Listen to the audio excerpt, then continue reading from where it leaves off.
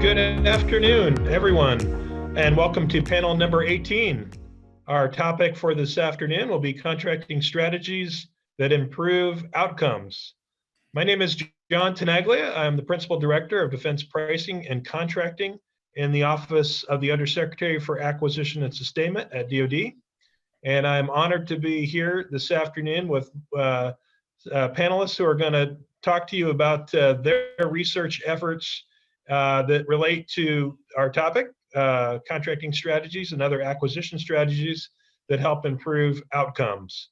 So I'd like to let you know I'm joined by panelist John Kamp from George Washington University, Geraldo Ferrer from Naval Postgraduate School, and from the GAO, we have Nathan Tranquilli and Guisseli Reyes-Turnell. So we're going to start with John Kamp. And so over to you, John. Thank you, sir. Let me go ahead and share my screen.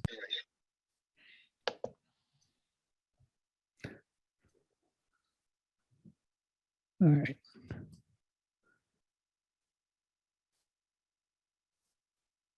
All right, so hopefully you can see my screen now. Anyway, yes. Okay, great. So good afternoon, I'm John Kamp. Or I guess, yeah, it is good morning or good afternoon, depending on where you are. I'm John Kamp. I'm retired naval officer, retired DoD civilian. Did some research under the acquisition research program and going to present some results on it. We looked at innovation in middle tier acquisitions, and I'm just delighted to share this with you. So I want to start off by talking about what, when you're looking at policy innovations like middle tier acquisitions, the question that you kind of ask is, how can we tell if they're working as intended based upon publicly released data? So this is kind of an exploration of that. So we're looking at, in this case, ways that we could differentiate between MTAs, middle tier acquisitions, and what used to be called an MDAP, or now a major capability acquisition, and some other rapid acquisition approaches. Then we compared it in the paper to commercial new product development. The types of acquisition approaches we considered in our research were MTAs, major capability acquisition, MCAs. MCAs that were cited as having agile type development structures and programs that had modular development type architectures. Okay, so simple definitions. In other words, if the selected acquisition report or the program documentation that was publicly released said it had agile development or modular development, or somebody reported it had that, we tagged it as that. Okay, so there's some the literature talks about some barriers to innovation, and broadly for acquisition, and Taylor talks about some supply side barriers, like the fact that federal procurement spending is down. 2019 kind of a thing. We've shifted from products to services. There's an increasing contracted workforce. There's a concentration of spend in local geographic areas, and there's contracting matters that are sometimes barriers to innovation. FAR Part 35 versus FAR Part 15 type instruments, and whether or not you have access to non-FAR instruments affect your strategy for innovating. From the demand side, there's things like business processes and cultures, the efficient discovery of new innovation. How do you know what's out there? Liquidity and availability of resources. Can you build a pile of money so that you can go do something? And structural and policy changes to control costs. A lot of this comes down to, in terms of cultural issues, your sense of risk, how risk averse you are, and whether or not your sense of urgency.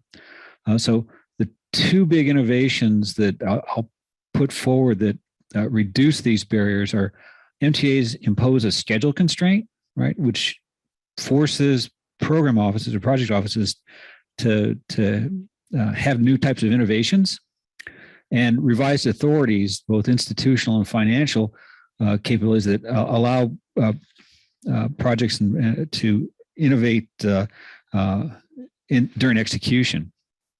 So in new product development, from a commercial side, the kinds of things that matter there from the supply side, right, there's profitability outside of government procurement.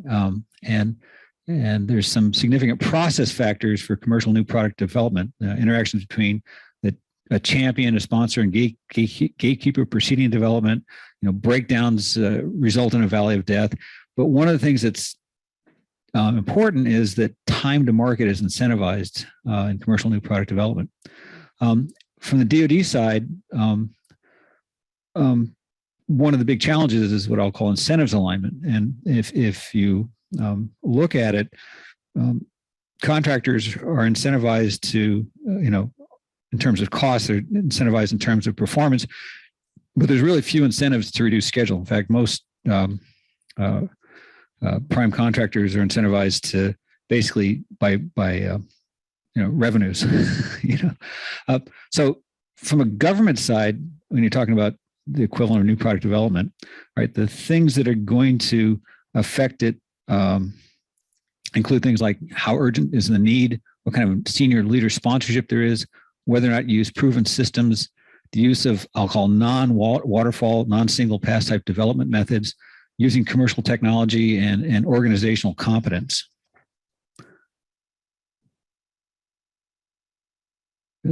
So, there we go. So from a research side, I said we looked at how different policy innovations related to DoD rapid acquisition strategies and affected program performance and policy outcomes. So we looked at the literature, we looked at budget data, we established some common gates. So this picture here on the right, let me find my marker here. So what you've got is kind of this is a structure that would make sense for a military acquisition program, right? Generally, programs have a process where they create develop what the program is going to look like. They have a period where they go from solicitation to award. There's an engineering development phase. There's a development and build phase and delivery, and then you get to some sort of a fielding. And so what you'll find in this kind of a gated or structured approach exists in both military acquisitions and in MCAs. And so you can define a gate where there's a approval of a program or start to development start, which is from start to milestone B, right? From milestone B to some sort of a design review. And there's different types. I used critical design review to identify those. And then there's from design review to an IOC. And so, you can look at these interval durations. We looked at them as proxies for measures, as a measure of process innovation, right? And so the causes for growth in or changes in this time between start and milestone B are associated with contracting issues or how you build this solicitation to award phase, right? And where you start the create phase, and then from development start to design review is really a question of the technology maturity and requirements uncertainty that you have in that interval, and then from design review to delivery is primarily integration and test issues. Okay. So if I just compare at a high level, MCAs and middle and MTAs, generally MTAs are faster in two areas, right? Time to contract award. It's about half of what it is for an MCA, and the time from design review to completion. And so there's what's interesting though at the same time is that the medians for the development time from basically started development to design review are about the same for both MCAs and MTAs, and that was a surprise, So, and so you kind of look at that and you say, okay, small numbers. So this is a qualitative kind of review, but there is a difference in the way that the programs are structured based upon just this kind of a data review. If you look at just to kind of give you a sense, if I look at physical modularity, where a project is considered, or a program is considered to be modular, right? You can see again that although there's a very small set, so I would be very cautious on that. What you see is generally the time to contract award is very fast, and these were so quick that they don't have declared design review and IOC kinds of dates yet. But middle MCAs have a larger kind of development time, so you can see that's longer. And if it's modular, again, small numbers, but you see that there's a difference in the way that the MTAs are incentivized to push to here in the right, or push to get to award faster. They tend to get to award faster, and that's what the physical sort of modularity. If we look at when a program is either declared as noted as having an agile development type process, you see again the same sort of behavior where from the point of view from start to start, from that start to milestone B, or start of development, again, an MTA is faster, quite a bit faster than that kind of a process. And if you're not agile, it still has a fairly short timeline compared to an MCA. So if you kind of look at it overall, right, the time from start to milestone B is shorter for an MTA as opposed to an MCA in all cases, and it's about 3 to 4 months for an MTA to get to contract from start to start of development, and it can be 2.5, 3 years or more for a large program, MCA. What's interesting is that the time between start of development to design review is about the same. It's about 18 months. All right.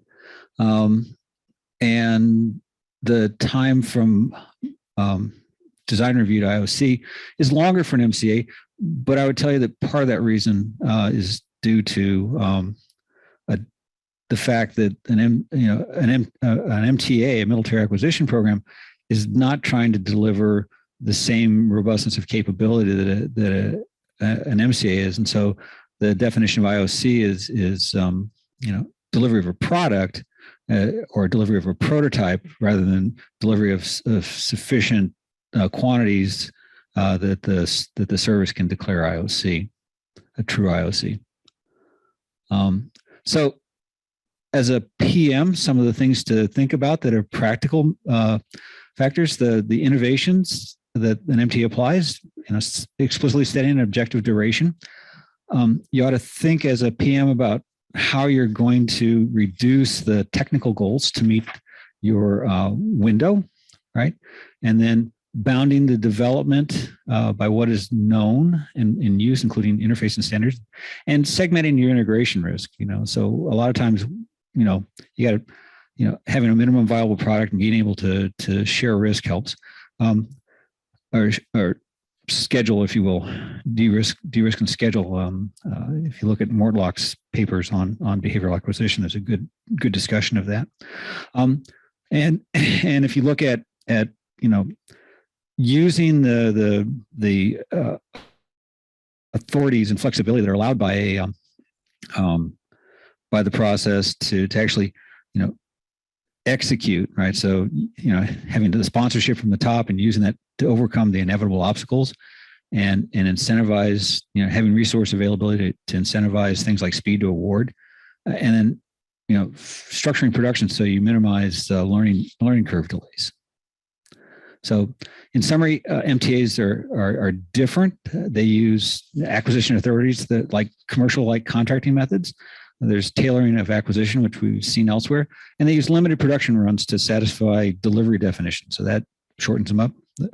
And they may include modular agile development methods or principles, right? But the technical risk is implicitly limited by the statutory duration limits, and the statutes also incentivize how many quantities you can deliver in testing activities. You still got to deliver a product that does what you want it to do, and it incentivizes program officers and contractors towards developing projects and technologies deliverable within the schedule limits, right? So that's a risk appetite kind of a thing, and contrasting that with commercial new product development, where motivation is profit or loss instead of a statutory limit. In both cases, you're seeing that your technical risk constraints are driven by time to market and budget limitations. And with that, I'm going to stop sharing. Okay. Okay, very good. Thank you, John. We do have some questions, but we're going to have all three presentations, and then we'll come back for questions. So next we have Geraldo Ferrer, and he's going to talk about his paper, Assessing Policy Changes on the Cost of Husbanding Services for Navy Ships. Over to you, Geraldo. Thank you very much. I hope you can see. Wait a second, I may have, there it goes. Yes, we see it. Thank you. So my name is Geraldo Ferrer. I am the chair of Naval Supply Chain Management at NPS, and I'm gonna talk about assessing policy changes on the cost of husbanding services for Navy ships. And I wanna start acknowledging three students that graduated last year, Austin Gage, Luis Escobar, and Brad Sturgis. They were the ones that brought the issue to us with the policy changes in the way that we contracted husbanding services. There was significant increase in burden both for the supply officer and for the providers at different international ports. And they wondered if that burden, how it affected the cost of the service to the Navy. This is a great thesis. I strongly encourage. It was deemed an outstanding thesis at NPS, and it's available at NPS library. They collected an enormous amount of data. We took the data, analyzed further, and by we, I mean Margaret Hauser, myself, and Robert Mortlock, and we wrote the paper. That's what I'm presenting here. Margaret was once supposed to present, but she had a baby the day before yesterday, so congratulations to Margaret. And so I'm presenting that to you now. The two changes in the contract are the off-ship bill pay, OSBP, the formalized process of procuring, rendering, and paying for husbanding services. It was effective in FY 2016, and at the same time, the multiple award contracts were introduced, replacing what was the single award contract and the single visit contract. Excuse me. Those changes were instigated by the arrest of Leonard Francis, the culprit in the scandal that was by GDMA, a major HSP contractor for the Navy. And but the changes, like I said, were complicated at first. So we used data of port visits in the 5th, 6th, and 7th Fleet from October 2009 until June 2020. That is almost 11 years, 14,700 port visits, so a very rich data set. Looking at these fields in the HSP portal, a total cost, exhibit line item number.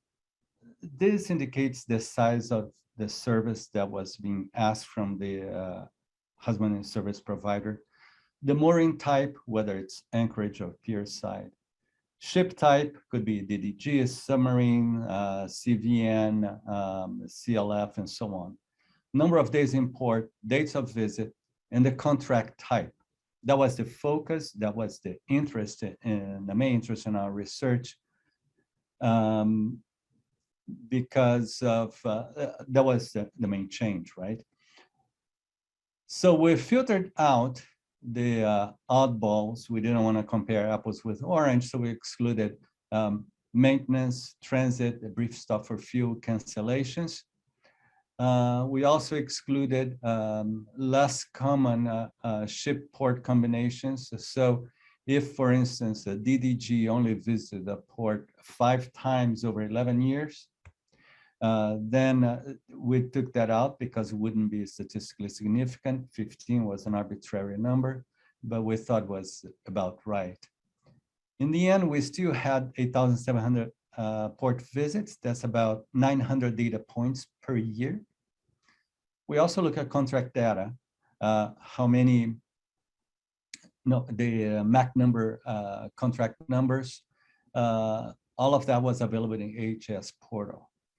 We looked at publicly available spot oil prices, crude oil prices, because we just wonder if that would have any impact, considering that, tugboat consume oil, and that may have affected our the prices that were charged from us. And this is our main result. Those were the analysis we did. We had 2 types of regression.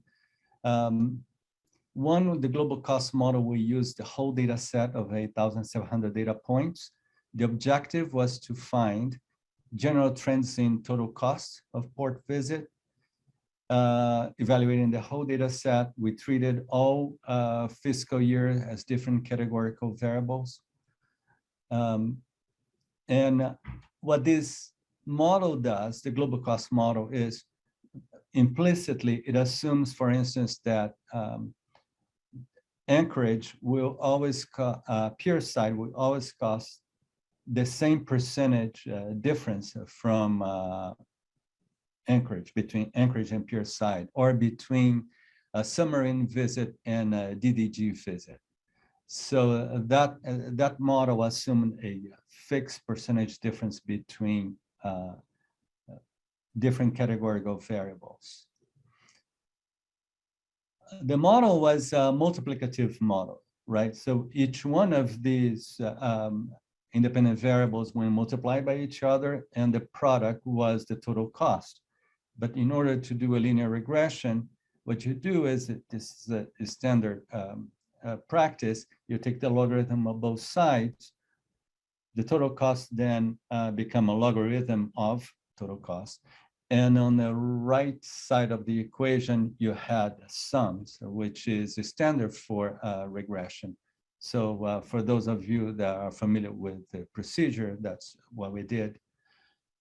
We had an unbalanced panel, that meaning we didn't have ship-port combinations. This, for all fiscal years, we didn't have all ship-port combinations, but that did not affect statistical validity.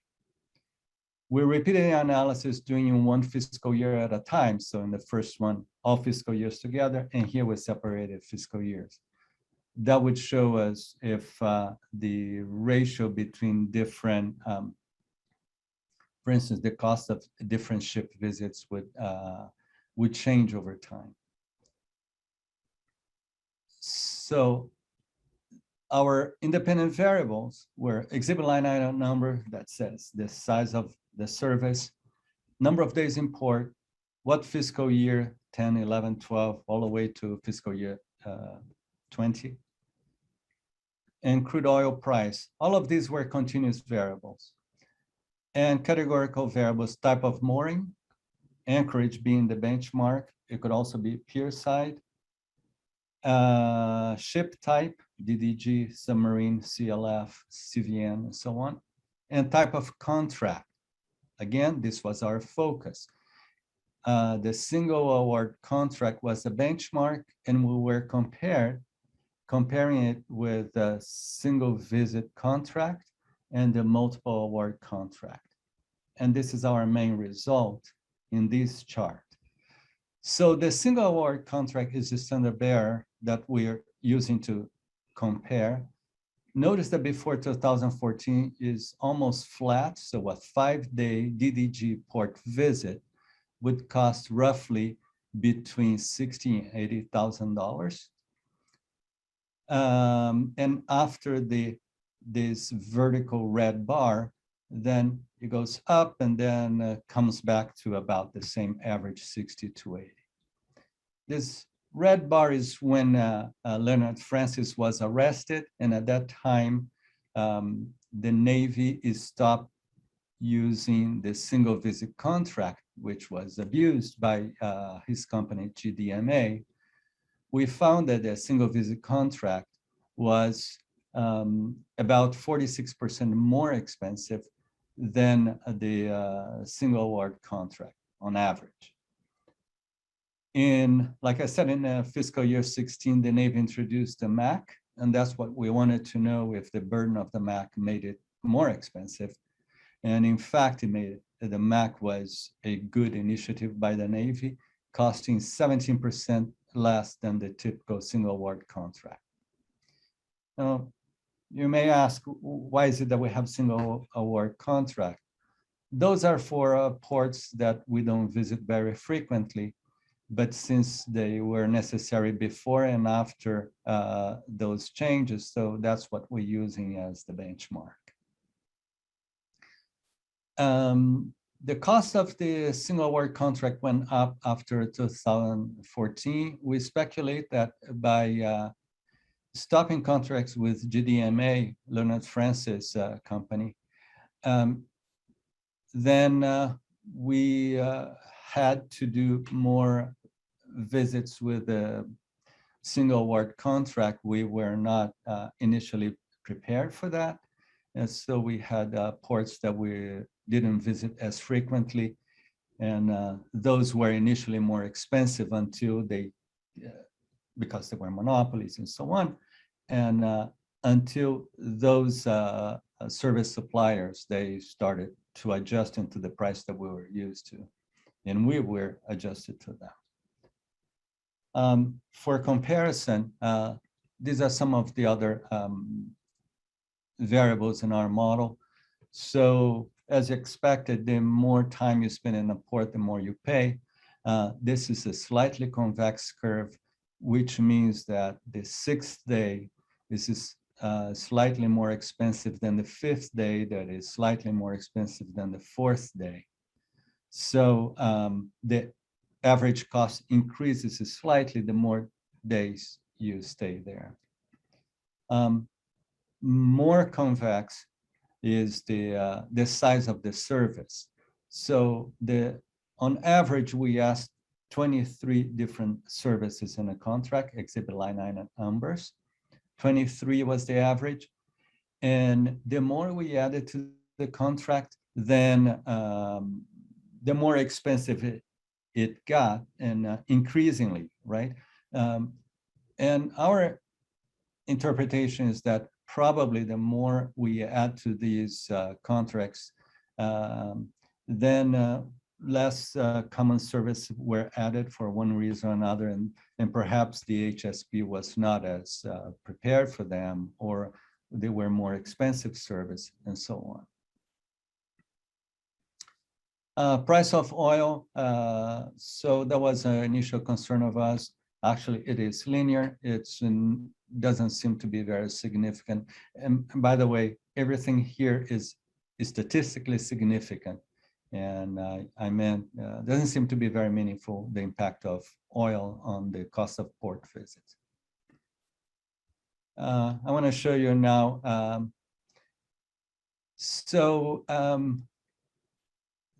We didn't care about the tonnage of the ships. This was not part of our regression. It was the ship type that we entered as a categorical variable. And then we decided to plot it against the ship tonnage to see if there was some relationship. We didn't do a regression, but you probably can visualize there is more or less a straight line going through these points in the middle. So these are what I would call standard naval ships. There is a almost perfect correlation between the tonnage of the ship and the cost of their port visit, which we found was interesting. And the ones that would be above of this imaginary line here, the above are CLFs. So the TAU, the TACIT, and TATF, and so on, they are above this straight line of the typical Navy ship, probably because they have a smaller crew, require fewer service. And below the line, meaning more expensive, you have the submarines, which my intuition says that I would expect that a submarine port visit to be more expensive than the average. So let me, I'm almost run out of time, and let me show you very briefly the other model, which was by fiscal year. So fiscal year was no longer independent variable. So we did one separate regression for each fiscal year, and we wanted to see how the different variables impacted that regression. This chart is not very simple to see, but let me see if I can explain it. If you look at what looked to be the straight line, if the line is straight, it means that this particular variable has the same impact on the cost of the visit every fiscal year. If the line going upward is because the impact on the cost of the visit is going up. If it goes down, it's because if it is below zero, it's because the impact is lower than typical. So in the beginning, you could see that in the beginning here, FY10, you could see that the single visit contracts, they were extremely expensive compared to average, perhaps because they were anticipating the problem that eventually happened. The cost of the single visit started going down until 2014. We stopped because that's when this contract didn't exist anymore. In the beginning, the MAC was also was saving a lot compared to typical until it stabilized and showing that the MAC is being on the negative side of this curve means that it's lowering the cost, which is what we would like to see. This is more a curiosity for me than anything, that for some reason, the relative cost of pier side and anchorage changes a lot over time. I don't have a good explanation for that, but it's something that is a curious finding. And this is to wrap up. Our conclusion is that the global cost model, where you put all the variables, all fiscal years together in a single model, provides valuable insights into costly aspect of port visits. But by modeling each fiscal year separately, it shows the dynamic impact of the different contracts. So you gave us confidence that the MAC, the multiple award contracts, reduce the cost of our port visits. The dynamic cost of anchorage relative to pier side is something to be investigated. It may be that we're missing something in the way that these contracts are being negotiated.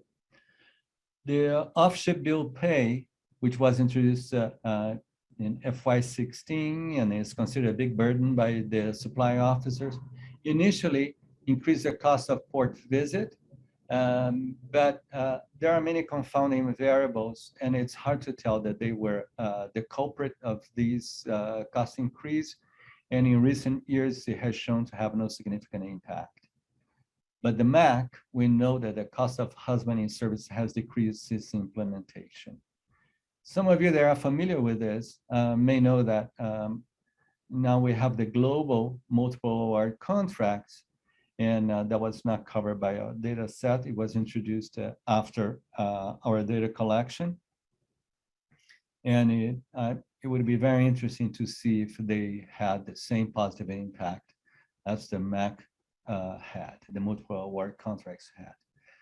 So with that, I'm open to questions if there is still time.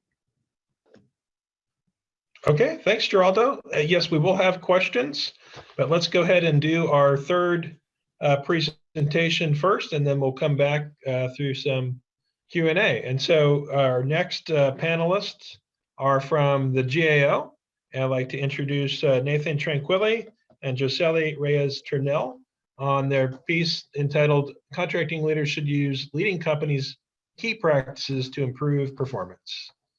Thanks very much, John. Appreciate that. Good afternoon or morning, everybody. This is Nate Tranquilli, Assistant Director with GAO's Contracting and National Security Acquisitions team. And I'm joined here by a fellow Assistant Director, Guisseli Reyes-Turnell. Guisseli, is your connection working okay? So yes, thank you for the introduction, Nate. I'm Guisseli Reyes-Turnell. Like Nate mentioned, I'm also an Assistant Director in GAO's Contracting and National Security Acquisitions team. And we are going to be presenting on a report we did recently last year.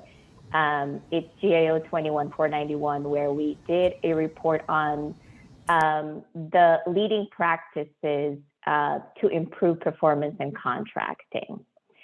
So before I begin with the information, I wanted to provide a little bit more insight into why we did this work. So GAO has been asked over many years, to review contracting operations and processes at different agencies. And we always ask senior procurement executives and leaders at each agency what commands, what locations are doing well. And while they could point us to some, great examples of effectiveness, they couldn't consistently tell us what commands, what locations were doing well, or rating them or ranking them, and, why they were doing well and why. So the reason behind our report was the shift that we experienced also from knowledge-based acquisitions in recent years. So with that in mind, we thought it was necessary for us to learn how private industry, since we did collect leading practices for the big acquisitions, we also wanted to learn how private industry measured effectiveness in contracting. So we started this report in July 2019. And it took us about 2 years to do the work. So with that in mind, we set out to answer two main research questions. What are the key practices procurement leaders at leading companies use to improve the performance of their procurement organizations? And to what extent do procurement leaders at selected federal agencies use those same practices? And we understand that private industry and government are different in their practices and are different in their goals. However, everybody is interested in having effective organizations. Everybody is interested in having positive outcomes. And we did find leading practices that are applicable to government. In addition, we know that government buys a vast array of goods and services, almost as much as any company. So we wanted to take our approach holistically. So we did take a lot of time to design this project, and we found that we needed to go to companies, professional associations, and academic institutions to get a holistic view of what these leading practices were. So for the private companies, as you can see, we went to Kroger, a grocery store, all the way to ExxonMobil, an energy provider and chemical manufacturer. We also met with contracting and supply management experts, including NCMA and the Institutes for Supply Management, among others. And finally, we met with experts from academia, including Dr. Renee Rendon here at NPS. So we also wanted to take a moment and go to these agencies. Once we found out the leading practices, we wanted to go to 6 agencies within the federal government and test out these leading practices. And we went to the 3 military departments within DoD. We also went to the Department of Homeland Security, NASA, and the Department of Veterans Affairs. So here are our findings for the company practices. We found that procurement leaders use 3 practices to improve contracting performance at their organizations. Number 1, fairly simple. Procurement leaders link performance metrics to their strategic goals. Number 2, procurement leaders collaborate with internal stakeholders, particularly end users, when developing performance metrics. And for this metric, we are not talking about the consumer, the ultimate consumer necessarily, but the internal end users in an organization. So in a military scenario, for example, it would be the officers or the officials responsible for developing, for example, the capabilities development document. And so we were very careful to make sure that everybody understood that, because, you know, the end users are not necessarily the airmen or soldiers in DoD. Okay. The number 3 is procurement leaders use outcome-oriented metrics to manage the organization. And we have 3 major metrics that cover in this 3rd practice: cost savings and avoidance, timeliness of delivery, quality of deliverables, and end user satisfaction. And we were not prescriptive on the definitions of these, of what cost savings or cost avoidance means. But Nate will provide you some examples on the next slide.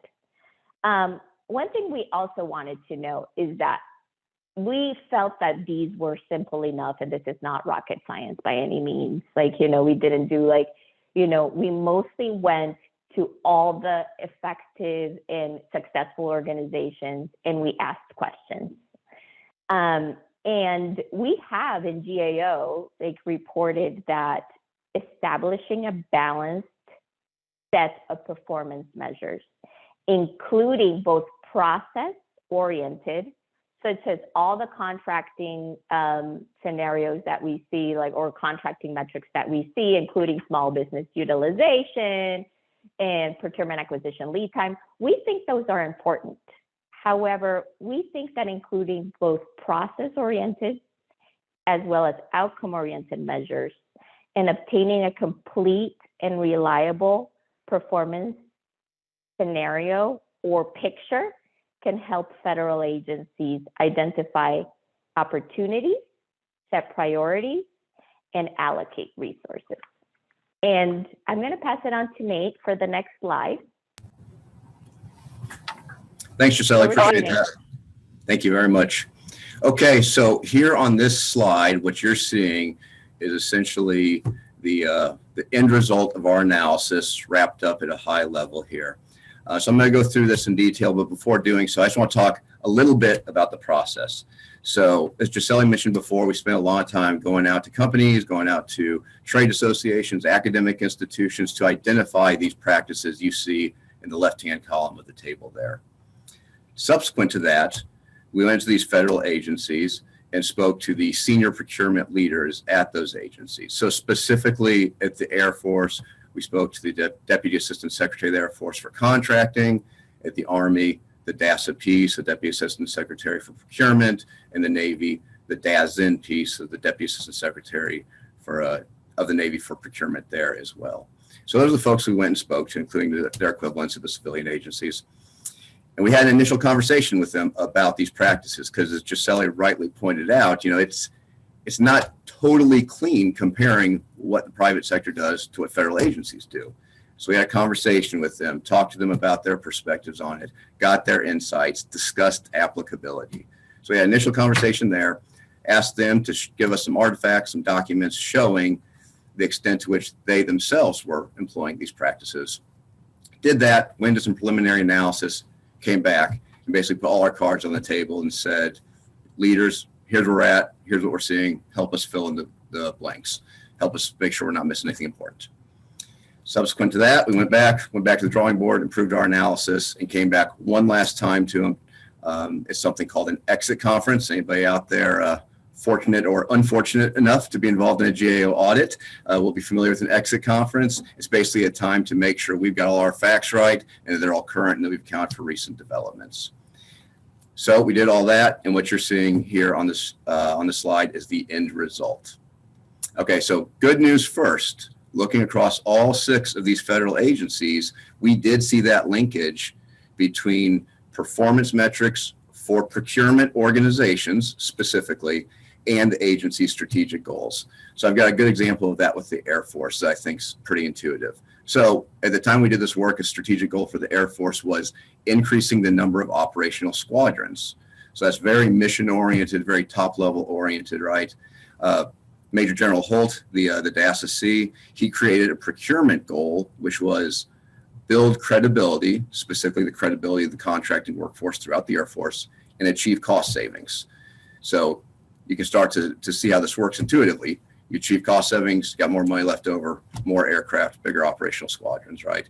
And then he had a metric that he created for cost avoidance, which allowed him to go and look across his SCOs, his supervisory contracting officers, to see, hey, are people hitting their targets for the year? Are they above? Are they below? Why not? And ask those questions and start to have those conversations. So that was fantastic, and that was great, and we were happy to see that all the agencies did that. So then on the second practice there about collaborating with end users, unfortunately, it was quite a different story. And now I want to be real specific about this. We're talking about procurement leaders collaborating with end users on the performance metrics they use to assess their own contracting organizations, right? So there's tons of collaboration we're aware of between end users and contracting shops. You think about requirements development, you think about contract oversight, you think about different activities like that. But here specifically, we're talking about the development of metrics, because that's what we saw was so important in those private sector companies.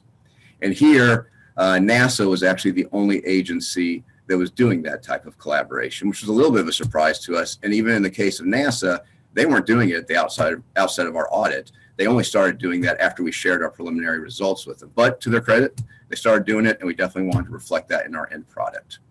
So that's the second practice there. And then the third one's using the outcome-oriented metrics. Now, Guisseli did a good job, I think, on the previous slide of explaining the difference between process-oriented metrics and outcome-oriented metrics. So in concrete terms, I'll tell you, we saw everybody using what we've classified as process-oriented metrics, right? So these are things like competition rates, small business utilization, spend under management for anybody that's familiar with category management and those principles. Everybody was using that. It was very, very common practice, lots of fidelity around it, lots of structure around it. So that was really good. But when it came to the outcome-oriented metrics, specifically those 4 that Guisseli just highlighted on the previous slide, cost savings, timeliness of deliverables, quality of deliverables, and end user satisfaction, there we saw much more of a mixed bag. So I'm going to take just a moment to talk you through this for the military departments, because I figured the audience here is probably most interested in that. So best case scenario at the Air Force, as I was alluding to just a moment ago, they had created a cost savings tracker that General Holt was using actively. And that was fantastic seeing that practice. I think it was a relatively early practice for them. As of March 2021, he'd identified about 2.4 billion in cost saving and avoidance. That's not a ton in the total budget of the Air Force, but that's enough to buy you some aircraft. So that was good. And then also he was doing that analysis of seeing how did we achieve these savings, right? So a good example of this is he identified one of his subordinate organizations had saved $158 million simply by adjusting IT refresh rates, right? So they only refreshed their IT when there was a real need for it, as opposed to when the funding became available. And so that's not just a good practice, but it's a replicable practice, and something that at the time of our work, General Holt was looking to replicate elsewhere throughout the Air Force. So that was great. That was exactly what we were looking for in the federal agencies.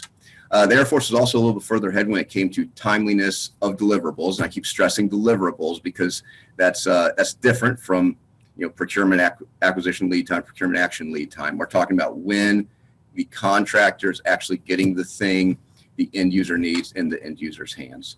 At the time we were doing this work, General Holt was pursuing a metric he called TALT instead of PALT, so total acquisition lead time. And that was measuring from the moment the requirements were defined to the moment the deliverable got in the end user's hand.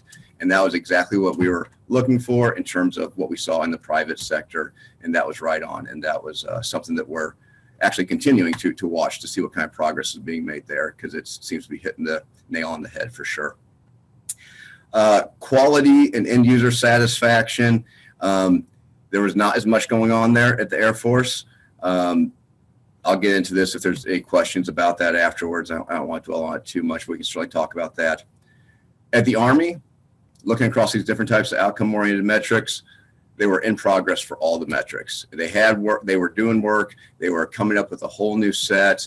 They heard what we said when we shared our preliminary analysis, and they were taking steps to implement. And that was great, and we continue to watch there. So that's very good. Now the Navy, that was the one agency that we found the senior procurement leader, I want to stress that, was not using these outcome-oriented metrics. And I don't stress that to throw shade at the DAS&P by any means. It's because the Navy was using a more decentralized management structure, right? So you got the DAS&P, and then you've got 10 HCAs out there who have a lot of responsibility for their own buying activities, right? And so a lot of those assessments of outcomes were being done at the HCA level, which makes a ton of sense. We have no issue with that at all. However, we did maintain our observation that there would be value in the DAS&P looking Navy-wide across these different HCAs at outcomes, in the same way that the DAS&P was already doing for processes, for things like competition rates, small business utilization, acquisition workforce certifications, things like that. So Giselle, if you want to hop to the next slide real quick. Unsurprisingly, we made recommendations that the leaders use those practices and implement those practices that we saw they were not yet implementing.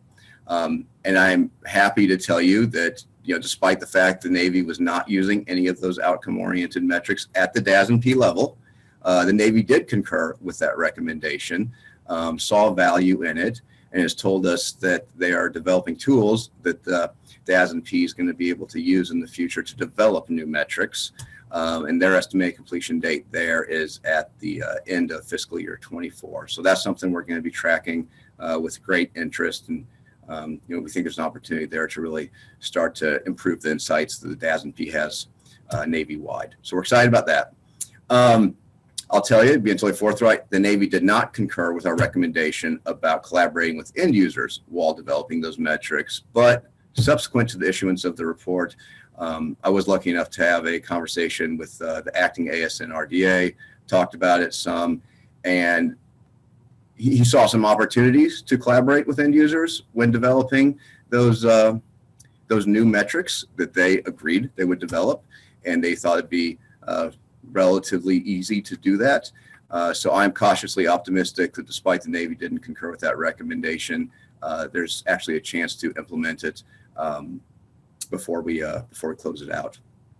As for the Army concurred with both those recommendations, as I was alluding to on the previous slide. They already had some ongoing efforts there to update their metrics. They were already working with people like base commanders and other end users to get their insights to, make sure they had a good appreciation of what really mattered to the end users within the Army, the customers, if you will, of those buying functions. And so that was great, and we're continuing to track that. We're seeing progress made. We're basically meeting bi-monthly, and we're seeing real progress made there. So that's really good as well. And then the Air Force did concur with our recommendation, work with end users to develop performance metrics, which was great. We were very happy with that. And in fact, they've already created teams there at the Air Force to start to look at their metrics. And they are hoping to complete this effort and come up with a new set or recommendations or some type of deliverable this coming July. So just in a couple months. So we're very excited about that. The Air Force did not concur with our recommendation about using outcome-oriented metrics, which was a little surprising. And I think was maybe the unfortunate victim of semantics, because as you saw on the previous slide, the Air Force was further along than any of the other military departments in this area. I think there was some question about what was meant by end user, which we clarified. We're talking, as Guisseli said, those internal stakeholders within the military departments that develop the requirements for the goods and services that the buying commands are procuring. And here I am cautiously optimistic that as the Air Force goes through its process of developing new metrics with these teams, which they hope to wrap up in just a couple months, that we might see some more of these outcome-oriented metrics being used at the Air Force. So we're watching it with great interest and cautious optimism. And with that, I will go ahead and wrap up and turn it back over to you, John. Okay, very good. Thank you, Nate. Thank you, Nate and Guisseli. And we'll go ahead and stay with you for some Q&A. And we have about 15 minutes overall on our panel. And I'll go ahead and start with a question for you, Nate and Guisseli. Not really a question, but a comment, observation. Appreciate your recommendations, and certainly this relates to my colleagues in Army, Navy, and Air Force, and those that you engage with. The observation I guess I would have, I do agree with the effectiveness of use of outcome-oriented metrics, but it does kind of beg the question, whose performance are we actually measuring, especially when you talk about timeliness of deliveries, quality of deliveries. Yes, the contracting organizations can influence that, but ultimately it's our service providers or our contractors who are delivering products and capabilities. And then rolling that up in a macro way becomes fairly challenging. And I would hold out DLA in particular for having a good handle on timeliness and quality of their deliveries. They have measurable mechanisms to demonstrate that. But there's really two different things we could be talking about measuring here when it comes to outcomes. The effectiveness of a contracting organization, and I guess you'd have the same challenges there where you try to roll it all up at an Air Force level or at isolating it to a particular buying activity. So not a criticism, but just trying to identify that there are some challenges in terms of whose performance we're measuring, and then how low a level do you go in trying to measure this? So welcome your thoughts on that. Sure, absolutely. I'll take a first shot at that, and then Guisseli, please jump in with any additional thoughts. John, that is the #1 comment and observation we got throughout the audit. Talking to General Holt, talking to Ms. Shaver. It was Ms. Wyrick at the time over at the Army. And that was the question we got again and again, right? Are we measuring our people, or are we measuring the contractor? And the answer we acknowledge, we're talking about the contractors probably have the biggest say over quality of deliverable, timeliness, right? But as you pointed out, there are opportunities for the contracting community to influence those results, right? And what we saw in the private sector was that those leaders really liked that holistic view to try to identify opportunities when they could help things work better, right? Because the contracting officers, I mean, they're such a linchpin in the whole process, right? I mean, they're right there at the nexus and play such an important role. And Guisseli, help me out with this one, but I was going to share an anecdote we heard from Facebook. So at Facebook, they have these metrics that we're looking at quality and timeliness of deliveries, right? So those exact things you're asking about that aren't really in their buying shop's control, because we're talking about the deliveries. But in doing that, they saw that there were certain buying groups where, for whatever reason, the end result wasn't as good as the other groups, right? And so that was just a starting point. It's just a starting point for the analysis, nothing punitive or anything like that. But what they saw was that it was really, it was contract execution, and there was a need for a contract execution team. And it was the buying folks who drove that and drove the improvement and drove that better outcomes further down the road. So that's the kind of thing that was in our mind as we were going through the analysis. Okay, no, that's fair enough. And I will assure you, I didn't actually have a chance to talk with General Holt or Cindy or Meg about that, but thank you. I want to make sure we allow time for John and Geraldo to address some questions as well. So thank you, Nate. Let's go to John. I don't know if you can see the question there that Mike has. The question is for everybody else to see. Are requirements developed during contract solicitation prior to beginning development? And are they flexible, and is there a minimal acceptable requirement established? John? Yeah, so thank you. So there's the textbook answer, and then there's a spectrum, really. So the short answer is it depends on what you're talking about. But generally, the DoD for a long time, I use a term, they would work on perfection of requirements, where requirements is a very narrow technical term, right? And I'm thinking JSIDS type requirements, right? So they would perfect the requirements before they would actually get into developing the project. And that was fairly common in the program. So what's one of the things that's changed when I look at especially when you push more towards research and development type things, right, is that you go from formal requirements to statements of objectives or performance work statements or things like that, where the requirement in the narrow term that we use, that term in the DoD, is really more generally an objective that's described in the statement of objectives or in the performance work statement, and then you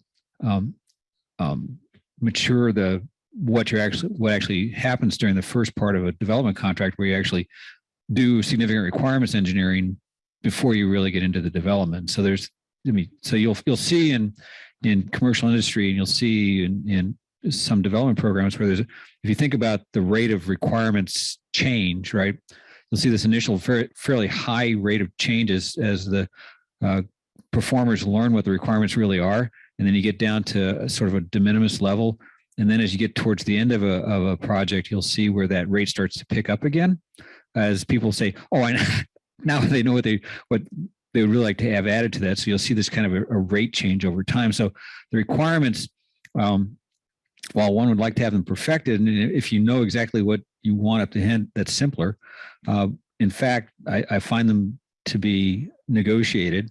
In general, for the specific stuff we looked at in our research, we didn't have that kind of visibility into the data, so I couldn't tell you for specifics. In general, other than, for example, like IVAS, you could look and you could see where the integrated visual augmentation system for the Army, they actually had a performance work statement, or to start with, rather than fixed requirements. They said they had a few things that they said we have to do, which helped constrain the work, but later on they went to that. Is there a minimum acceptable requirement established? Generally, you'll have that, but I think it goes to Nathan Guisseli's point about you got to have some sort of a goal or an objective, right? And it'll be an outcome that you're looking for, and it kind of crosses into those kinds of things. And the last point about shouldn't technology be mature before development begins? It depends on what you're trying to do. If you're definitely schedule constrained, you want to be closer to being mature. but you have to trade the maturity with your risk and your objectives. Long answer for a short question. Very good. Thanks, John. We have one other, but let's go for you. But you see from Gregory. Let's shift over to Geraldo. Geraldo, you held out the multiple award approach as having the ultimate effect of driving the cost and price down. This was interesting analysis to me because it proves out what we would expect in most applications. Ongoing competition has the effect of driving prices down. Any other comments you'd like to make about that?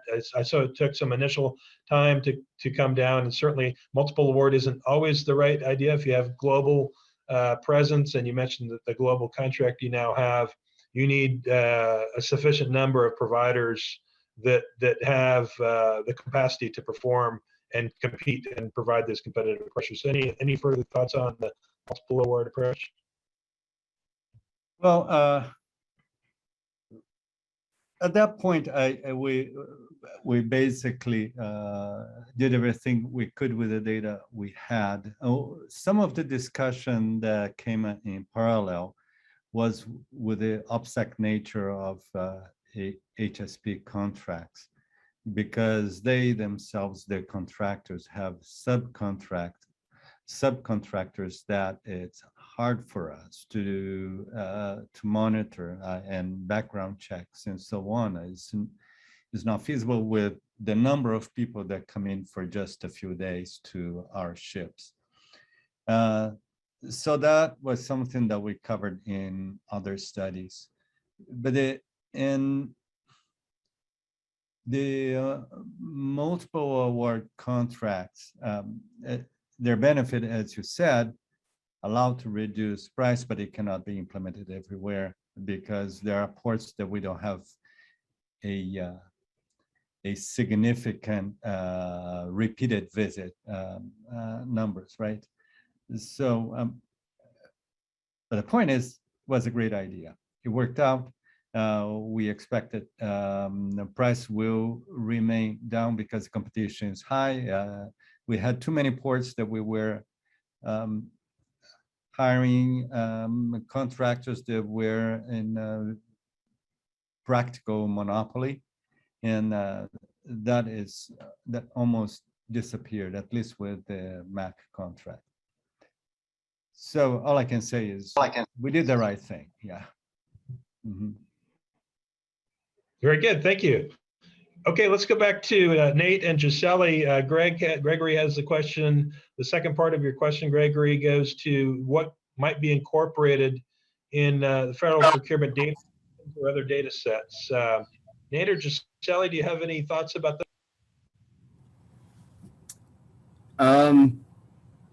It's funny. One thing, and Guisseli, please jump in on this. You're probably going to have a better answer than me. One thing that I did want to bring up was CPARS, but John, I don't think CPARS is available to the general public, right? That's only within the federal government. Yeah. Unfortunately, that's a data set that I think has the potential to be very useful in the future if the reliability of the data improves. I think that's a place to go start looking about quality of deliverables, timeliness of deliveries, and two of the big 4 outcome-oriented metrics that we found were so important in the private sector. So that was a non-answer, but a point I wanted to make. So thank you for the question. Guisseli, anything better on target?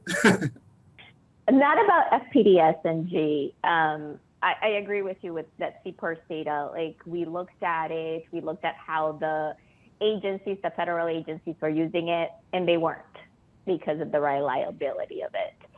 However, I did want to point to something that kind of deals with all of our presentations and something that the senior procurement leader at Kroger actually said to us, is that all of us need data, like, whether it's process oriented or whether it's outcome oriented data, because in order to get reliable outcomes over and over again, like, you need data to drive management decisions. Otherwise, you are dealt with, like, or the decisions are made by I feel, I want, I think, And those are like a lot of the times when we talk to, during our course of our work with the F-35, with that major acquisitions, it's like, I want this. Well, you can't afford that.